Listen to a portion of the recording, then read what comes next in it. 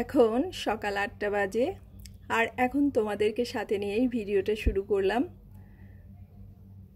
আর আজকে হচ্ছে বুধবারের ভিডিওটা, আর আমি যেদিন আপলোড দিচ্ছি তো পরের দিন বৃহস্পতিবার। তো সকালবেলা ঘুম থেকে উঠে পুরো রান্নাঘরটাকে আগে ক্লিন করে নিয়েছি। তার কারণ হচ্ছে আজকে যেহেতু একাদশী, তো আগের দিন রাত্রে সেইভাবে কোনো কাজই করে রাখিনি।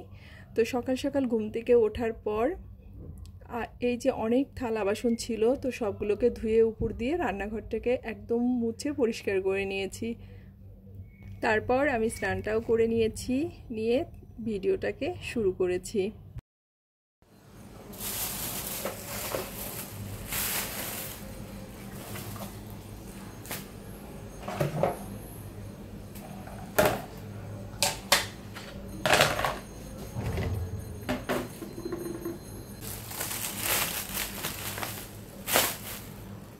আর আজ যেহেতু একাদশী, তো স্বপ্নিলের পাপা এজন্য বেশ কিছু জিনিস এনেছে একাদশীর জন্য। তো সেগুলোকে সব আর কি জায়গা মতো রেখে দিব এখনে। তো এই যে বেসনটা এনেছে, তো আজকে তো আর বেসনটা কোনো কাজে লাগবে না। তো প্রথমে ছোট বয়ামটাতে রেখেছিলাম, পরে ওটাতে আর কি ধরছিল না, পরে এই যে বাটিটার মধ্যে রেখে দিলাম বেসনটাকে। তো বেসন, চালের গুঁড়া সব কিছুই আমি আর কি এরকম বাটিতে রেখে সেটাকে আর কি ফ্রিজে রেখে দিই, কারণ যতটা আনি আমার অনেক দিন হয়ে যায়। আর বেসনটা কি হয়, বাইরে রাখলে অনেক সময় দেখা যায় যে পোকা হয়ে যায়, চালের গুঁড়াটাও তাই হয়, মানে বাইরে রেখে দিলে অনেক সময় নষ্ট হয়ে যায়। তো সে কারণে এইভাবে বয়ামে বা কৌটার মধ্যে করে আমি ফ্রিজে রেখে দিই। আর এই যে বেশ অনেকগুলো বাদাম এনেছে, তবে বাদামটা না খুব একটা ভালো ছিল না আজকে। তো বাদামটা এখন আসলে বেছে পরিষ্কার করার মতো সময় নেই, তো বয়ামেই এইভাবে রেখে দিলাম। আর যেগুলোকে ভাজবো তো সেগুলোকে হচ্ছে এই রেখে দিলাম পলিথিনের মধ্যে। ভাবছি অন্য একদিন ভালো করে রোদ্রে দিয়ে পরিষ্কার করে রেখে দিব। আর এর আগে তোমাদের একটা ভিডিওতে দেখিয়েছিলাম যে আমি অনেকগুলো মরিচ আর কি রোদ্রে দিয়েছিলাম। তো সেই মরিচটাকে আর কি মিলের থেকে গুঁড়া করে আনা হয়েছে। তো এর মধ্যে একদিন হচ্ছে আমি রান্নাও করেছি, মরিচটাতে খুব ভালো আর কি কালার এসেছে। তো এখন ভাবলাম যে এই বয়ামে মরিচের গুঁড়াটাকে রেখে দিই, কারণ যতটা গুঁড়া হয়েছে মরিচের, এটা আমার বেশ কয়েক মাস আর কি হয়ে যাবে। আর আমি যে মরিচগুলোকে রোদ্রে দিয়েছিলাম সেটা ওজন দেওয়ার পর হাফ কেজি মতো মরিচ হয়েছিল। তো ওটাকে গুঁড়া করার পর ওনারা আবার ওজন দিয়ে দিয়েছে, তো ওটা হচ্ছে 430 গ্রাম মতো। তো বেশ অনেকটাই গুঁড়া, তো সে কারণেই বললাম যে বেশ কয়েক মাস আর কি চলে যাবে এই গুঁড়াতে। আর যেহেতু টাটকা ফ্রেশ মরিচের গুঁড়া, তো কি বলবো, ভীষণ ভীষণ ভালো হয়েছে। ভিডিওতে একটু কালারটা একটু যেন কেমন একটা লাগতেছে, কিন্তু বাস্তবে না খুবই সুন্দর একটা কালার এসেছে। আমি প্রতিদিন সংসারে যে কাজগুলো করি বা আমার সংসারে যে কাজগুলো প্রতিদিনই থাকে, তো সেগুলো একটু ভিডিওর মাধ্যমে তোমাদের সাথে শেয়ার করি। তো তোমরা যদি একটা লাইক আর একটা সাবস্ক্রাইব করো, তাতে কি হয়, আমি আরও বেশি উৎসাহ পাই আর কি ভিডিওটাকে কন্টিনিউ করার। তাই তোমাদের কাছে একটা রিকোয়েস্ট করব, যারা আমার চ্যানেলটাকে সাবস্ক্রাইব করেছো তাদেরকে তো অসংখ্য ধন্যবাদ।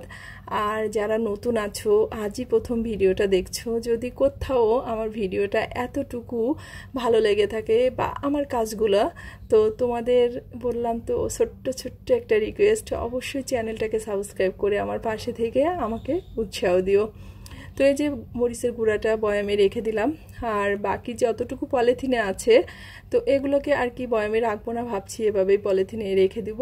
আর আরেকদিন রান্না করলে এই গুঁড়াটা আর কি ফুরিয়ে যাবে। তো এই যে গুঁড়াটাকে ভালো করে আর কি ঢেলে নিচ্ছি। তারপর হচ্ছে সব কিছু আর কি একাদশীর জন্য যা যা করার, কারণ বাসার সবাই একাদশী, আমি, স্বপ্নিলের পাপা, আমার ভাই, মানে সবাই আমরা একাদশী আছি। তো এ কারণেই রান্না বাড়ার ঝামেলাটা তো খুব একটা নেই, তো একাদশী রান্নাটাই করব। আর আমরা যেভাবে একাদশীর দিন আর কি সবজিটা রান্না করি, ভাবছি যে তোমাদের সাথে আমি আজকে একটু শেয়ার করব। তো এই যে দেখো, সব ধরনের সবজি কিন্তু নেইনি, কারণ একাদশীর দিন কিন্তু সব ধরনের সবজি খাওয়া যায় না। তো এখানে আছে মিষ্টি কুমড়া, পেঁপে, ডাঁটা, আর কতগুলো আলু কেটে নিয়েছি। তো এগুলো দিয়েই আর কি একাদশীর সবজিটাকে রান্না করব।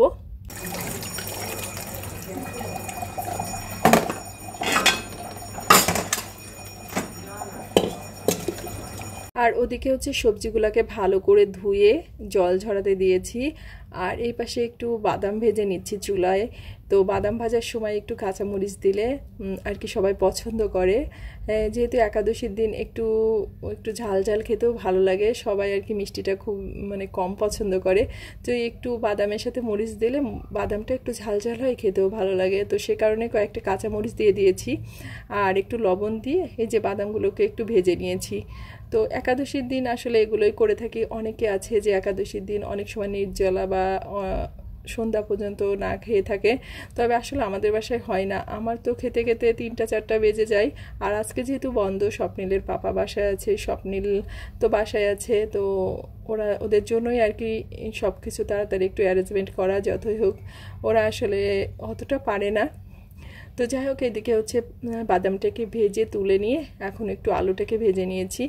তো আলুটা ভাজা আর একটুখানি বাকি আছে, তো ওর মধ্যে আর কি একটু চিনি দিয়ে তো ভেজে নিলাম। আস্তে আস্তে আর কি জাল দিয়ে ঢেকে ঢেকে ভেজে নিয়েছি। মানে এই আলু ভাজাটা আমি আমার শাশুড়ি মায়ের কাছ থেকে শিখেছি, তো বেশ ভালোই লাগে আলুর মধ্যে একটু চিনি দিয়ে আলুটাকে ভাজি করলে। তো ওইদিকে হচ্ছে আলু ভাজিটাকে নামিয়ে কড়াইয়ে হচ্ছে যে সবজিটা রান্না করলো, তো তোমাদেরকে তো বললাম তোমাদের সাথে শেয়ার করব। তো আসলে একাদশীর এই সবজিটা খেতে কিন্তু অনেক সুস্বাদু লাগে। তো এটার জন্য হামরিক কোনো মশলার প্রয়োজন হয় না, কোনো কিছুই না, শুধু একটু শুকনা মরিচ, তেজপাতা আর একটু জিরা ফোড়ন দিয়ে দিই আমি, দিয়ে তার ভিতরে সব সবজিগুলো একসাথে দিয়ে আর কি একটু নাড়াচাড়া করে লবণ দিয়ে দিই। আর আমরা হচ্ছে একাদশীর দিন কোনো হলুদ দিই না, আর কি হলুদ খাই না। তো এর মধ্যে একটু আদাও দিয়ে দিব। তো আদাটা এই যে সবজির ভিতরে দিয়ে, সবজিটা যে বেশ অনেকখানি ঘি হয়েছে, তো কড়াই আর কি ধরতেছিল না, বুঝতে পারিনি, এ কারণেই একটু সমস্যা হচ্ছে। তো এটা ঢেকে দিলে অনেকটাই কমে যাবে, তখন আর কি ভালো করে নেড়ে নিতে পারবো। তো ওইভাবে সবজিটাকে রান্না করে নিয়েছি আর শেষে একটু ভাজা জিরের গুঁড়া দিয়ে দিয়েছি। তো এখন সবার জন্য একটু রেডি করে নিয়েছি খাবারটা। তো এখানে আম কেটে নিয়েছি, কলা নিয়েছি, আর ওই যে সবজিটা আর বাদাম, আলু আর একটু শরবত করে নিয়েছি, একটু চিনি আর লেবু দিয়ে, সাথে একটু বিট নুন দিয়েছি। তো এদিকে হচ্ছে স্বপ্নিলের পাপার জন্য আর কি রেডি করতেছি। তো সবাই আমরা একসাথে খেয়ে নিব। তো একাদশীর এই সবজিটা আসলেই অনেক সুস্বাদু হয়, এটা খেলেই পেটটা অনেকটাই ভরে যায়, খুব একটা ক্ষুধা লাগে না। আর অনেকেই ভাবে যে এই সবজিটা আসলে ভালো লাগে না, আসলে সেটা না। সবাই যারা একাদশী করো একদিন ট্রাই করে দেখতে পারো, ভীষণই ভালো লাগে খেতে। তো এইদিকে শরবতটাকে একবারে রেডি করে নিয়ে তারপরে হচ্ছে সবাইকে খাবারটা দিয়ে দিব। তো আজকের ভিডিওটা আর বেশি বড় করব না, আজকের ভিডিওটা এ পর্যন্তই।